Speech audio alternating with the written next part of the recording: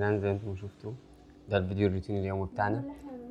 هي لازم تهزها جامد عشان تمسح بذمة، تمسك كل ما تهز اكتر كل ما تمسح اكتر، كل ما تيجي الحتة اللي ما تطولهاش تنط اكتر فتهزها اكتر فتجيب رزقها اكتر.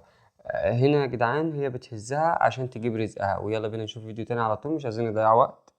الفيديو اللي بعده هي بتقول القمر قوم وانا اقعد مكانك، فبتهزها له عشان تهيج القمر. هي بتهيج القمر عشان تقعد مكانك.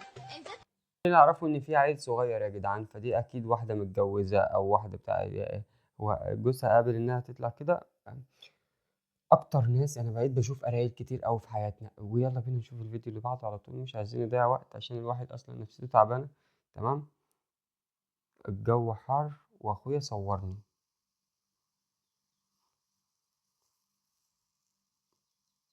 هو لازم اخوك يكون حرام بصراحه.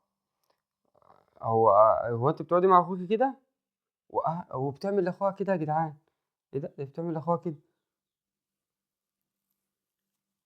اكيد ده مش اكيد ده مش اخوكي من امك وابوكي، اكيد ده اخوكي جاركو او زي اخوكي. يلا شوف فيديو بعده.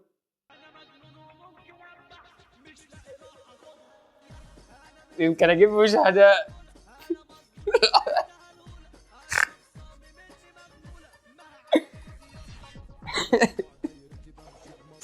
بصوا يا جدعان، هو كل اللي بيجي في ظهره بيجيب مشاهدات؟ طيب ولا ايه؟ في ايه يا جدعان؟ احنا بقينا في زمن كلها ده الدنيا كلها جايه في ظهرها، والدنيا جايه في ظهرها. حطيت على مش مغني تاني.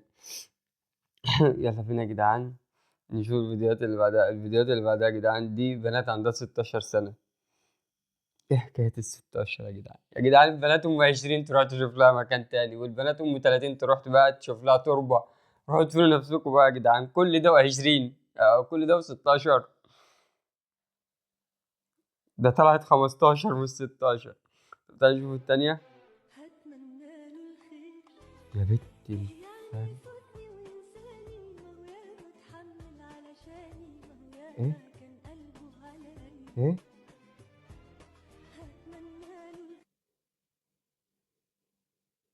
قطعتها له.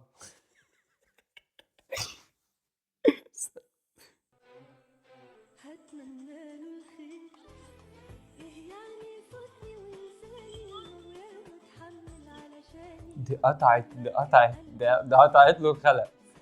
هو ده الخير بالنسبة لك؟ هو ده الخير بالنسبة لك؟ قطعتها له اتنين لا وفلقتها.